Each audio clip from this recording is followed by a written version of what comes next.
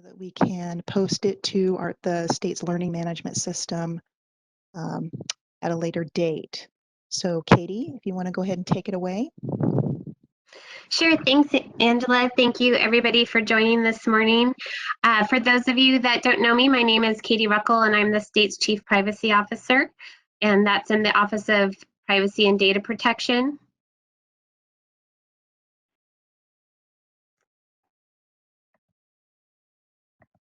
So the Office of Privacy and Data Protection was created under statute RCW 43-105-369, and it is part of the Office of Chief Information Officer.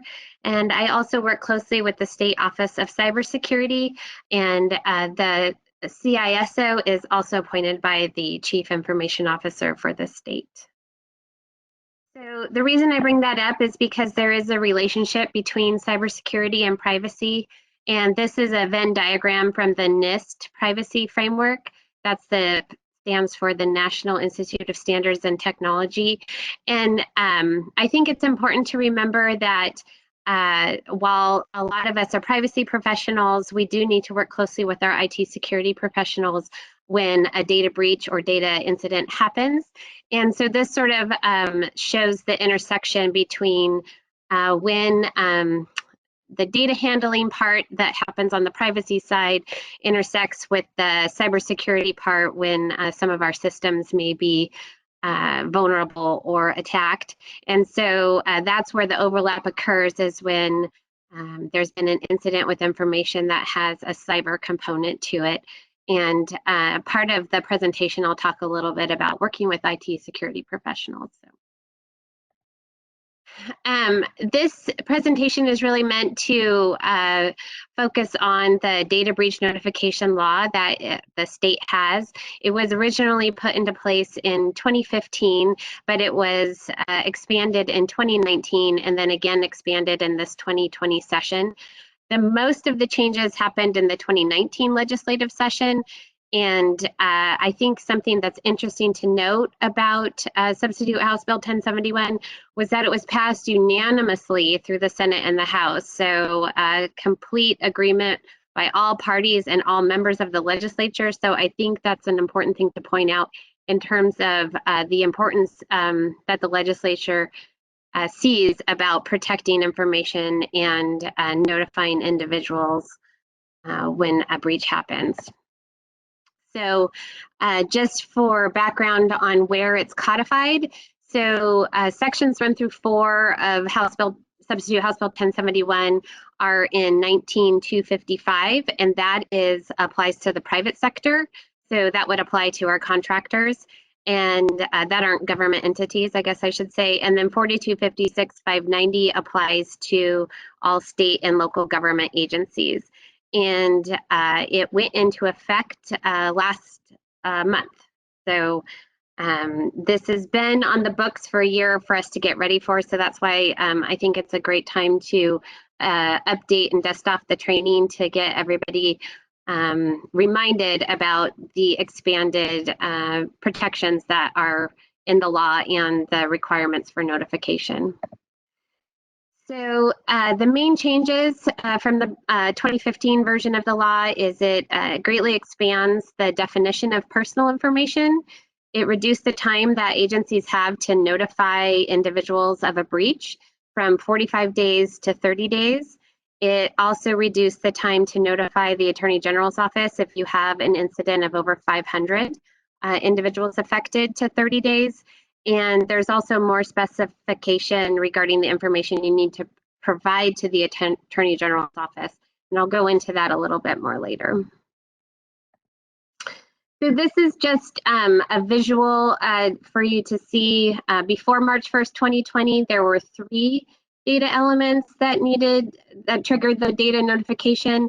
And after March 1st, we went up to 10 data elements. So that's when I say it greatly expanded the definition of personal information. That's where the bulk of that happened. So I'm going to go into more details on that in just a second, but I wanted to also mention that there was another data element added last session under Senate Bill 6187, and this actually just applies to government entities. It does not apply to private sector, so it was only codified in 4256-590, but it expanded the definition of personal information to say that if you have a breach of just the last four numbers of the Social Security number, then you are required to notify individuals of that breach. So that bill goes into effect in June 11th, 2020. So at this point in time, you're not required to notify, although I still would recommend notification if you breach the last four of an SSN. But on June 11th, you will be required by law to provide those notifications. So this is the 10 data elements that are now part of what the definition for personal information is. And it means that you have the first name and first initial and last name in combination with any one or more of the following data elements.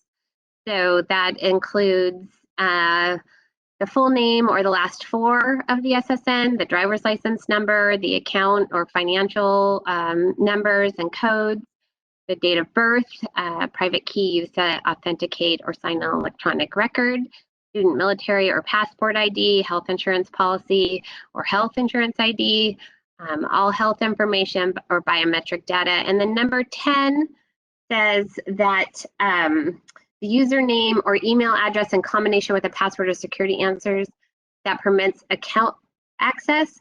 So that does not actually require the first name and first name, last name combo for that triggers notification, but the first 9, you do need the first name, last name.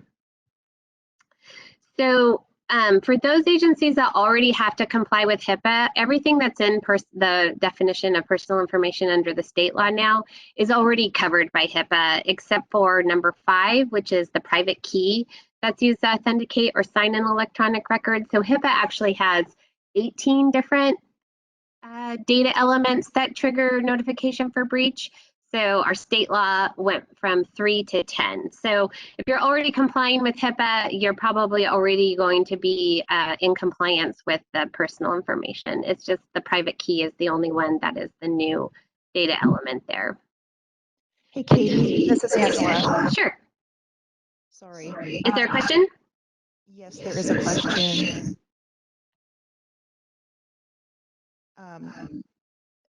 The person's name is Warren. If you want to unmute and ask your question. Sure, I don't want to interrupt. Katie, maybe you can mute real quick. We're getting some feedback. Oh, okay. Can you mute me? Yep, I did that. Go ahead, Better, Warren. yeah, there you go. Yep. Okay. Go ahead. So I was wondering if the SSN or other personal information needs to be attached to a name in order to be considered a breach.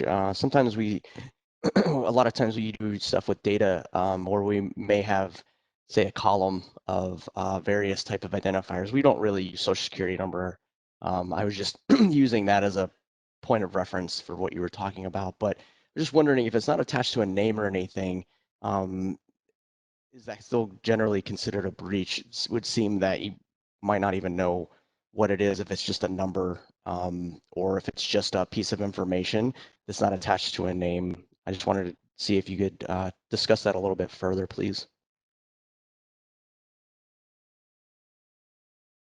Yes, I am going to go into details about that a little bit later in the presentation. So if I haven't answered your question by then, will you remind me at the end? Okay, so these are the 18 HIPAA identifiers that already require notification if they're breached. But so I just did put this up as a comparison to the state law. So more of this presentation is going to be about how you identify a breach, and then when do you treat a breach as potentially discovered. So when you're looking at trying to determine if something is a breach, you need to look at what data elements were potentially compromised. You need to look at where the data went, who it went to, how it was obtained, was it secured, and then the mitigation that you can put in place to help to prevent further breach. So one part of the breach analysis process that I like to point out to people is that normally you would try to refrain from calling something a breach until you've actually made the determination that the information is actually breached, because breach is a legal term that triggers legal obligations like the notification provisions. So normally when we're handling incidents, we try to ask staff to report either potential compromises or an incident or event, or using some other neutral term to not jump the gun and assume something's a breach when you haven't done the full analysis to make that determination. And I think that just helps with your records. So one of the first steps is looking at the data elements that were potentially compromised. And I think this goes into a little bit of what the question that Warren had was, is it the full name and the full SSN? That's going to be pretty clearly probably highly sensitive information that that is going to most likely trigger notification. Was it just the last name and the last 4 digits? Technically under the law, even under the updated law, it's first name, first initial, and last 4 digits. However, I think if you're looking at the sensitivity of that information, you'll want to evaluate strongly whether or not you should notify. You'll also want to look, was it name, address, and passport prior to March 1st? That wasn't a breach, but now it does trigger notification requirements. And this kind of gets to what Warren was talking about, was if it's just a number only, a random identifier, and no other name or identifying information attached and no way to link to an individual, then I would say it's likely not going to be something that triggers notification. But there's other components that I'm going to talk about later in the presentation about potential for identity. Yeah. Katie, Sophia has a question. So do you want to unmute so you can ask your question? Yes, thank you. So I've had a little bit of confusion around statewide vendor numbers as it relates to this. It's the number that a vendor is assigned for purposes of making a direct deposit to their bank account. And so it's potentially useful in, or could be used to gain access to someone's account. And in fact, DES has, or OFM, I think, has a form where you can look up a statewide vendor number by a vendor name or vice versa. But it seems a little confusing to me. We have always treated that as public and have never redacted the vendor number alone or with the name. But I'm just curious if there's a change as a result of these amendments. So I don't think vendor number isn't one of the identifiers. So unless it would permit access to an account, I'm not sure if that would qualify. If it's being posted as public information, I wouldn't consider that to be a data element that would trigger breach notification. That's where we've always come down, but it is the basis. With that number, a person can submit a form to change the bank account information. So I'm not necessarily expecting an answer, but I throw that out there as a potential problem area. Yeah, and when I talk about the sort of dilemmas with the law regarding identity theft, that is a good thing to consider. Thank you.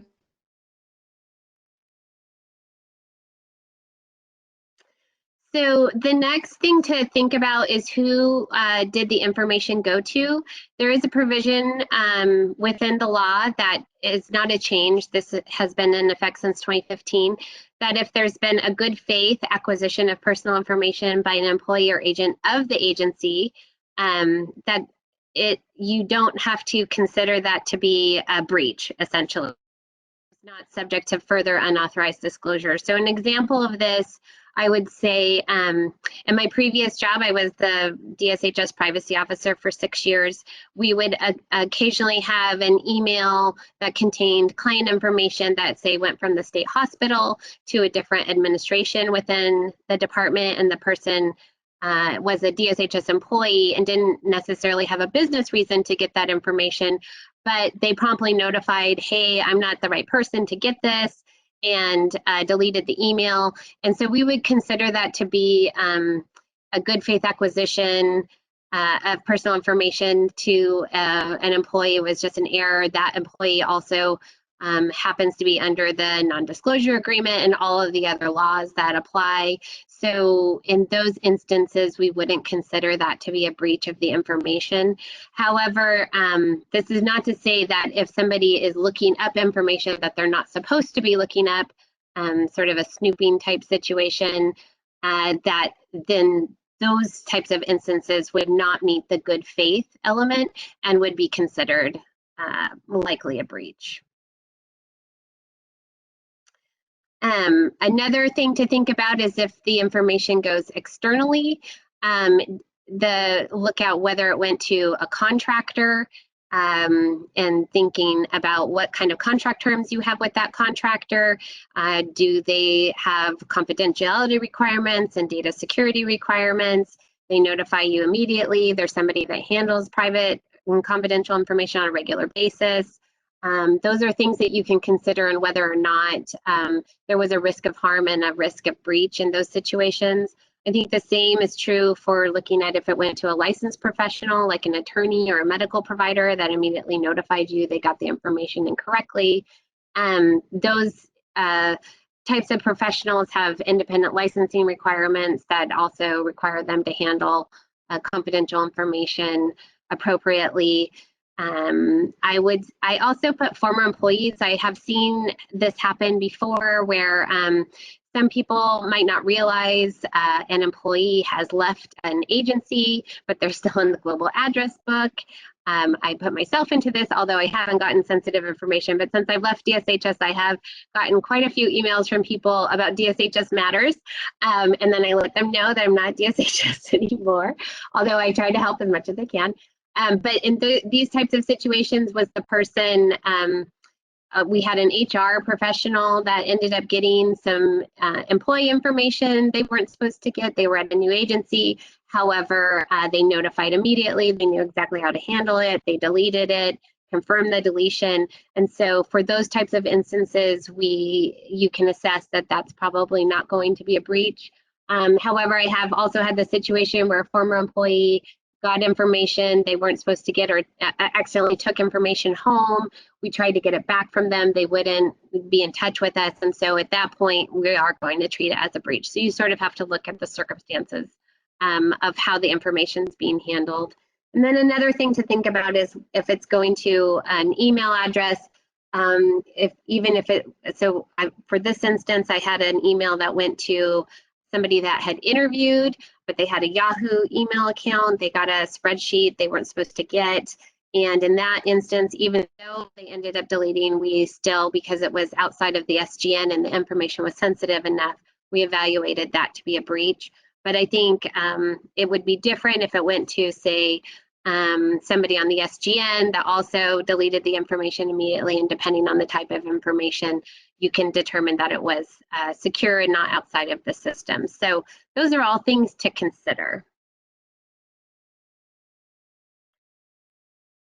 And then the next is, how is the data obtained? Was it either mismailed or emailed? Was it stolen? That's going to be a high risk situation.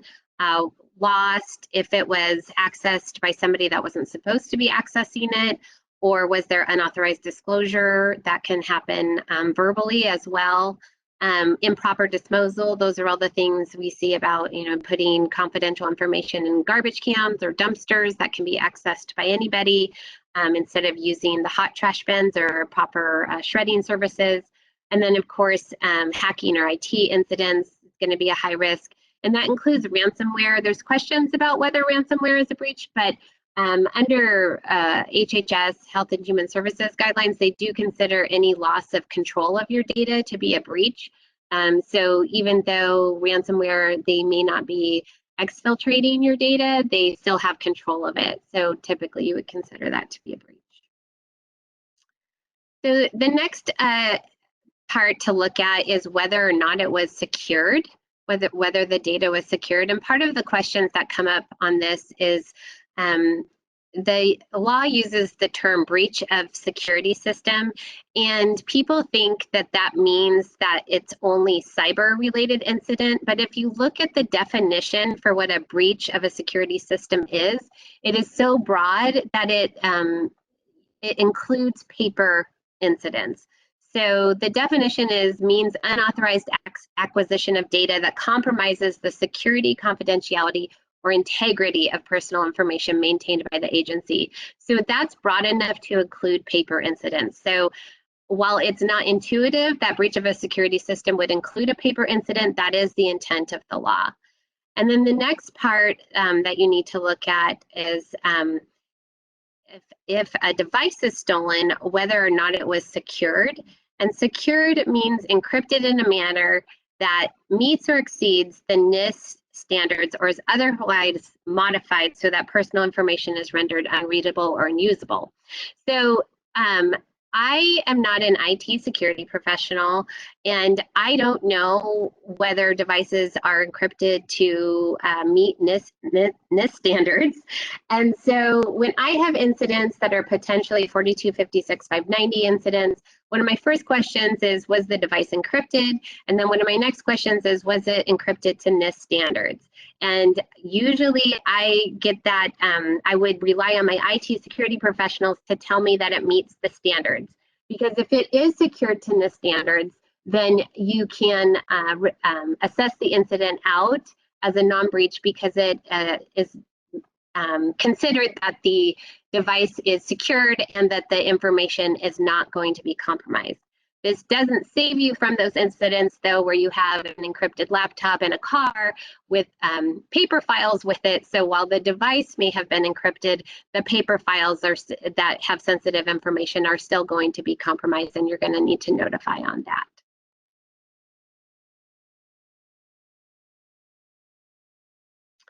So another part of the analysis that gets a lot of questions is when you treat a breach as potentially discovered. And there is some nuances in the law and questions that come up about when is the date of discovery. And so the date of discovery is really the first date that an employee in your organization identifies it as a potential compromise. So when they notice and send an alert saying that this data was compromised, that's your first date of discovery. So it's not when you decide something is a breach. And then there's also a concept within the law that's considered the time frame of exposure. And so I have a couple of examples about the differences there. So the first example is, say you have an email with confidential information that's sent to the wrong person, and the sender immediately notifies they sent it to the wrong person and reports it to their privacy person or the incident response, however your agency handles it. So in that case, the date of the incident and the date of the discovery are the same date. And there's not really a time frame of exposure. It's all one day. However, say you have a public record that you post on a website and it has personal information that's not redacted. You put it up on April 30th, and then somebody from the public contacts you and says, hey, my personal information is up on this website. And that's when you discover that on May 7th.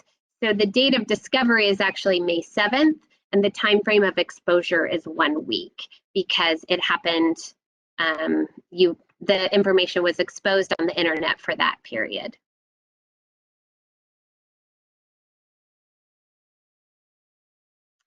So, oh, and one more point I wanted to make about the date of discovery versus time frame of exposure. The Attorney General's office does have a report, the 2019 breach report, and they go into this concept quite a bit. And I think one of the time frame of exposures was up to a year or something like that. It was a significant amount of time, and that was because there was a hacker that was in a system, and it turns out that they discovered it almost a year after the hacker had been in the system. So the date of incident and date of discovery was, several months. So that's the difference between the date of discovery and time frame of exposure. So the next thing you want to do is, when you have an incident, is mitigate as soon as you can.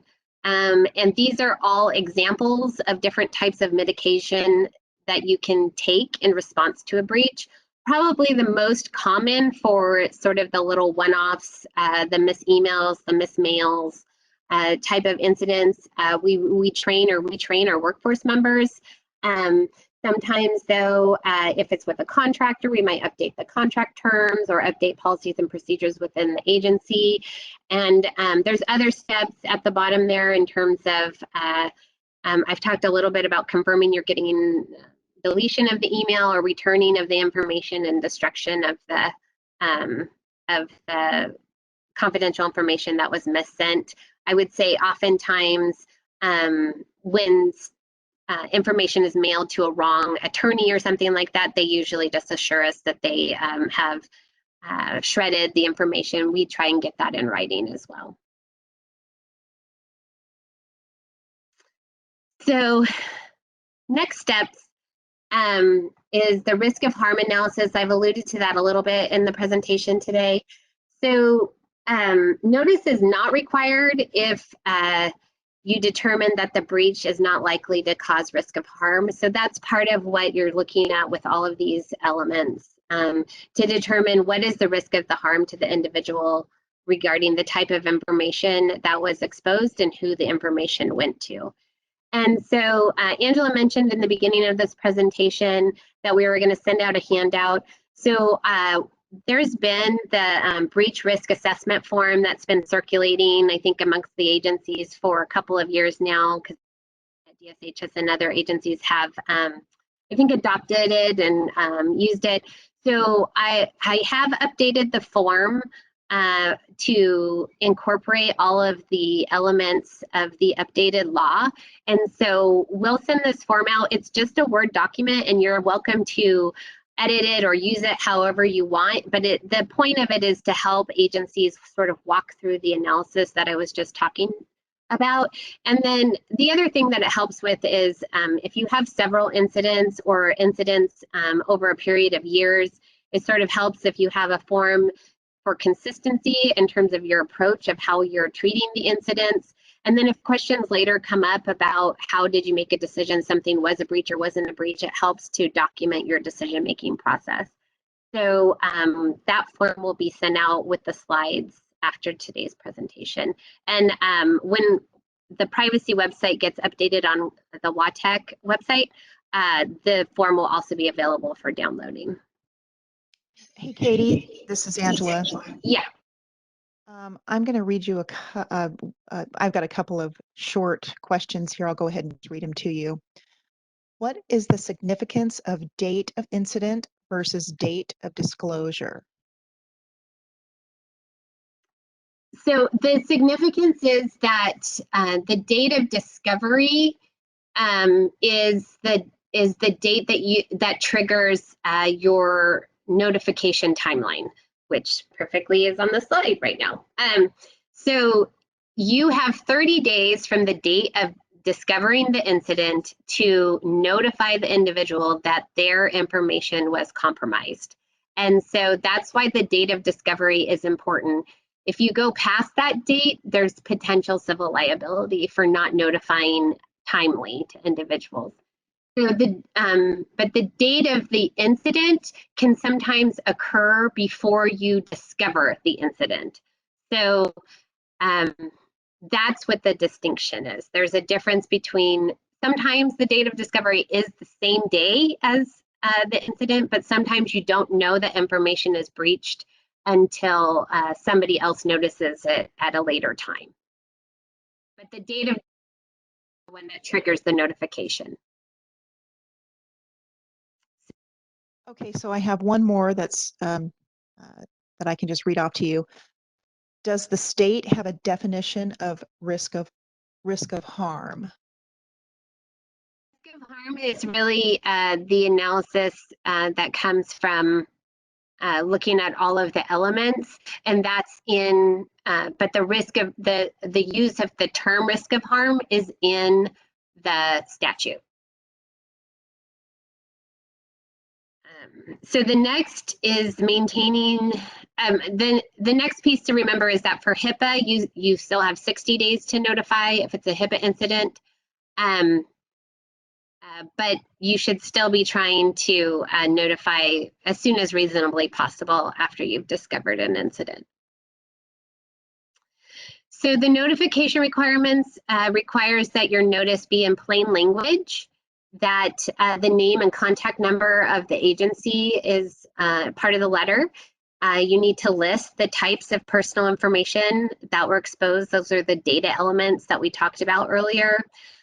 You need to also explain what the time frame of exposure is. So you need to say what the date of the breach was and when you discovered the breach. And then you also need to include all of the toll-free numbers and addresses of the major credit reporting agencies. So there are delays for notification provided for in the law. So if law enforcement actually asks you to not notify because it would impede a criminal investigation, you can delay your notification.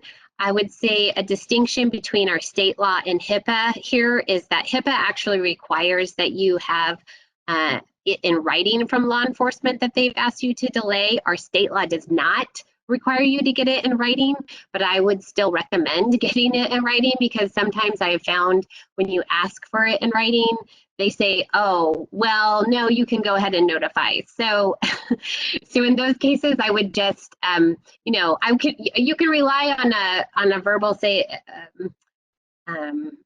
confirmation from a law enforcement saying, no, please don't notify, and then follow up and get it in writing. But I would just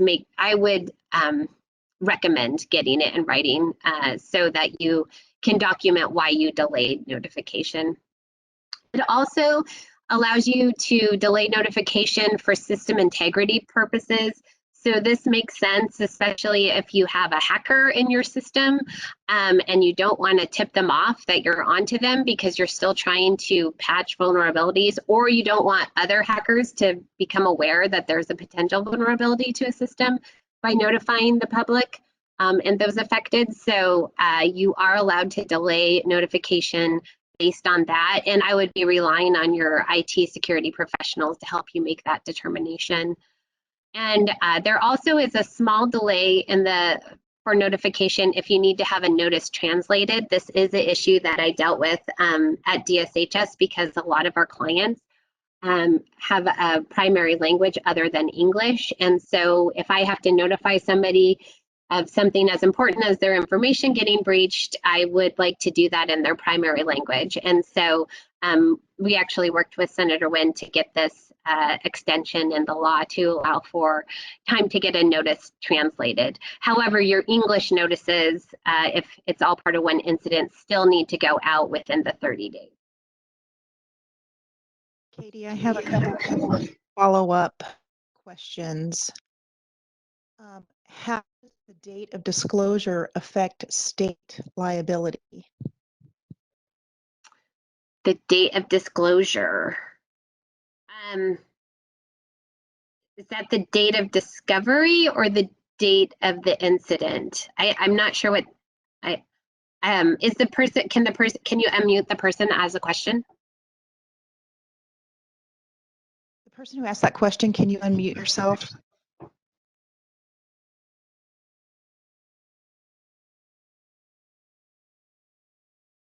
Okay. So what I'm trying to figure out is if you have a long period between the date of the incident and the date of discovery, so that long period like you were talking about could be a year, does that affect how does that, talked about the difference in period, but what does that mean in terms of state liability? Does it mean that Okay. big trouble or? Yeah, so I think the main date, oh, can you mute, Angela? So the date, so I think that's a factor that could be considered in terms of the potential negligence that might be involved there for the agency. But really, the liability is going to be triggered from not notifying on time from the 30 days of date of discovery. So depending on, I think it will depend more on the circumstances of the breach that determines the liability versus the time frame of exposure. So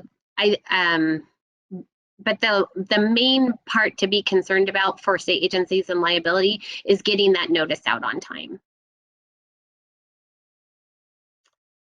So substitute service of. Sorry, there's another one. E Shields, can you go ahead and unmute yourself so you can ask your question? It's kind of a long one. Yeah, this is pertaining to us discovering an event that happened in December of 2019, prior to the change in law effective March 1. And we discovered it after March 1. So we're trying to make sure we're comfortable with which version of, for instance, definition of personal information applies. Was it the date of the event or the date of discovery? So I think that I would recommend working with your AAG to determine how you best want to handle that. I think the intent of the law is that if personal information is exposed, that individuals need to be notified, but I mean, you need to look at the risk of harm. It's not going to be looked on as well, I think, in terms of using your discretion of, say, well, this didn't meet, health information was exposed. I'm just doing this as an example, was exposed, but we weren't required to notify yet, so we're not going to notify. So I think it's more of a matter of using your discretion about what are all the circumstances of the breach. So, but it is accurate to say that the personal information definition didn't go into effect until March 1st, and that's when the 30-day notification provision as well. So if you have a large incident, you can also notify through substitute service of notice. So instead of sending individual letters to individuals, you can do substitute service, which usually is if the notice is going to exceed the $250,000 range, or you have more than 500,000 individuals that you need to notify, or you don't have sufficient contact information. So in order to meet the substitute service notifications, you have to do all of the following. You have to email, you can email when the agency has email addresses for the persons. You need to post the notice on your website, and then you also need to notify statewide media of the incident. And those are going to be for your larger incidents. There is one provision in here that DSHS has relied on before. If you have insufficient contact information for individuals, we have a very transient population, and so it doesn't make a lot of sense that we would be notifying statewide media if we needed to notify one person. So we rely on our own provisions. Sometimes we use general delivery, that type of a thing, for notifying insufficient contact information of individuals. So I saw that question about emails, and actually emails are allowed for notification as long as you've gotten consent from the individual that you can notify them by email. Otherwise, written notice is necessary, or the substitute. So I did talk about earlier that you need to notify the AGO if you have over 500 people that are affected from your breach, and you must notify the Attorney General within 30 days. And you need to let them know the number of residents that were affected by the breach, the type of personal information that was exposed, the time frame of exposure, which is the date of breach and the date of discovery that we talked about, the steps that you took to mitigate the breach, and then a sample notice of your notification letter without the identifiers. So don't send them the notice that you sent to an individual, send them a redacted notice or a notice of the language that you use to notify the individuals. And then because 30 days is actually sometimes a very short period of time when you're dealing with a larger incident, it does allow for updates to be made to the Attorney General office if you learn more information after you've notified them. For example, sometimes you might think that you had a breach of over 580 people, and then you discovered another 500 people. So that's the type of information that you'll need to update the Attorney General's office if you discover that more information about the extent of the breach after the 30 days after you've notified them. So this is just an example of a substitute notice of a physical letter that you could send to somebody, or by email notification. This includes all of the elements that must be included, and all the highlighted portions are the part that you would edit to your particular circumstances. So I copied this straight from the law, and this is only pertains to 19255, which is private section. Yeah. Yes. You're not. Sorry? We lost you there for a little bit. Can you do that slide over again? Oh, the sample notice? Yes. Oh, I'm sorry. When did We just couldn't hear you.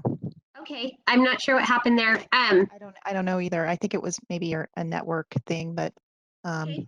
if you Well, can sure. This is the sample notice, and all I was saying was that you can do whatever you need to do for the notice, but the highlighted areas are the areas that you would edit based on the circumstances of your breach. So the next slide is a lot of words copied and pasted from the law. So, but this next slide here kind of summarizes what all those words mean. And this only applies to 19255, but I think it's something for agencies to consider if they have these circumstances that occur. So if you have a username and password that's compromised, you can still provide the notification of the breach to the individuals by email. However, you need to recommend that they change the password and security. But however, if the login credentials of an email account, so this sort of gets into, I think there was a significant breach by Yahoo, where email accounts were actually breached. So you can't notify individuals of a breach via email if it was their email account that was compromised. So I think that should make sense to most of us. You also need to recommend to the individuals that you need to make sure you're changing passwords especially for people that might use the same passwords over and over again, which isn't a recommended practice, but making changes to those passwords that might be the same, or and same with security questions and answers. So consequences for breaches can be steep. Of incidents that have happened just in Washington, except for I did put an updated one for the Small Businesses Administration. They just implemented a new loan program, and they already were breached. Their loan application website was not configured correctly, and so people applying for loans could see other people's information. So it still happens every day. So just things to be mindful of. So under 19255, which is the private sector one, the violations for private companies are the Consumer Protection Act. That's not incorporated into 4256-590. The Consumer Protection Act does not apply to state agencies. However, there still is allowed civil actions by individuals under 4256-590, so they can institute a lawsuit to recover damages. And that's really where some of the delays in notifications can lead to liability, which we talked about.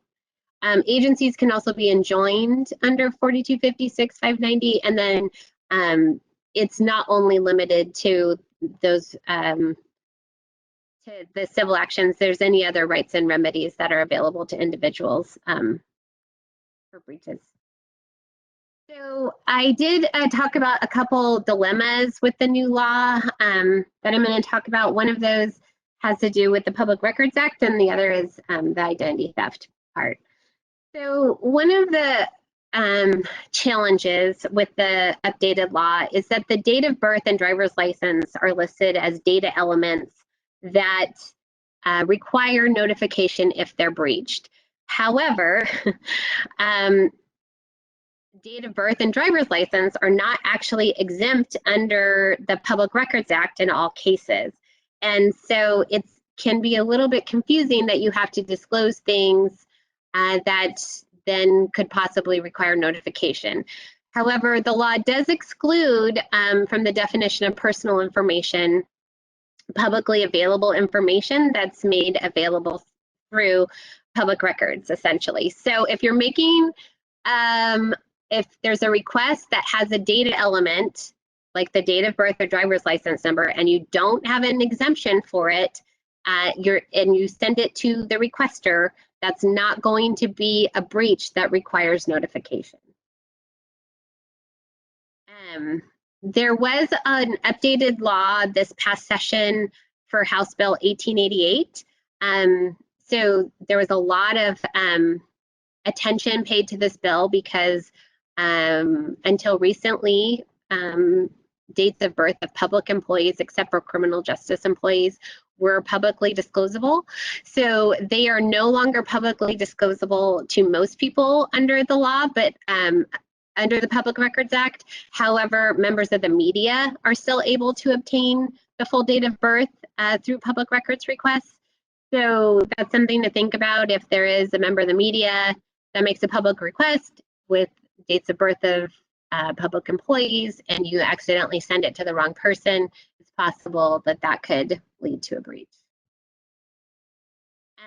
And then this is another one we dealt with at DSHS, is that we had driver's license for contractors in some of our records, and we didn't have a way to redact that information. So it's just another example of a publicly, of a data element that is considered personal information, but is still publicly disclosable in some circumstances.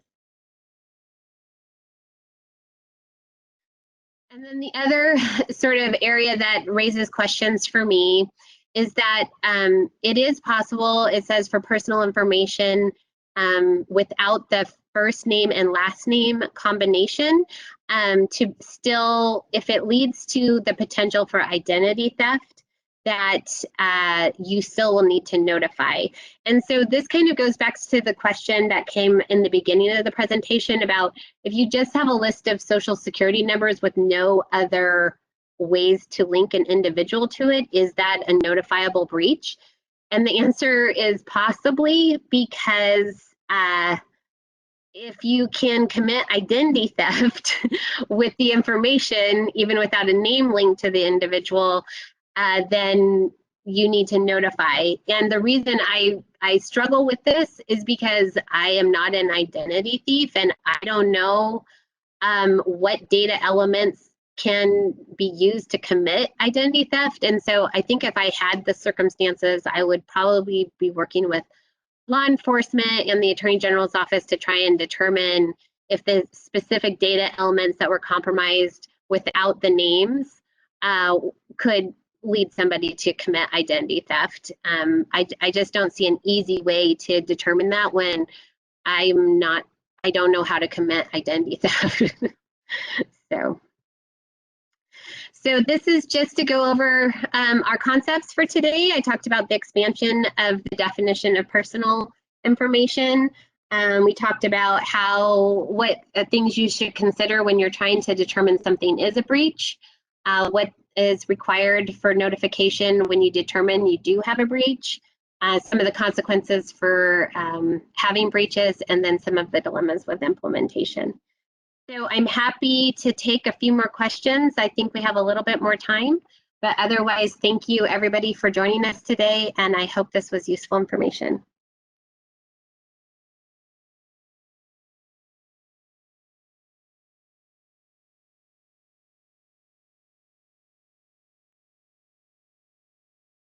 Katie, somebody sent me a question email, and it's about if we define media, and is a blogger considered media? There is a definition of media, so it's in the laws. I can get the citation and send it out. What is the RCW? For the data breach notification? Right. Yeah, 4256-590 for state and local governments, and then for private industry, it's 19255.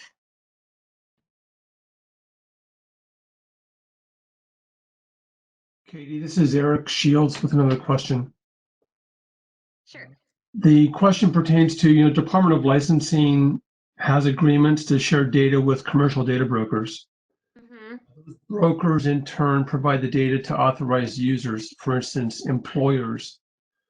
If the employer has what we would consider an event, and we learn of it, are we processing that event under 19255 since it was done in the private sector, so to speak, or would we manage that under 4256? So I would really be looking at what your contracts specify. I would say when we had incidents like that at DSHS where it's a contractor that mishandled the information, then our contracts make it clear that it's the statute that applies to them that they need to comply with. I would be making them responsible for the breach. Agreed. And okay, thank you. Reinforces what we were thinking.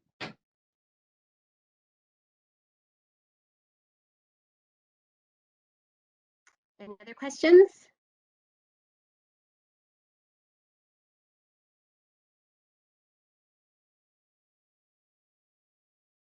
Okay, well, I am happy to hear from anybody if you have further questions, and hopefully Angela can help get the PowerPoint slides out and the handout that I referred to earlier.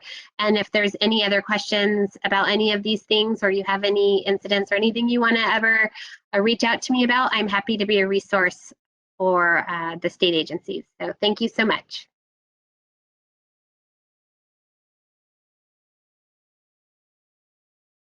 Thank you, everyone.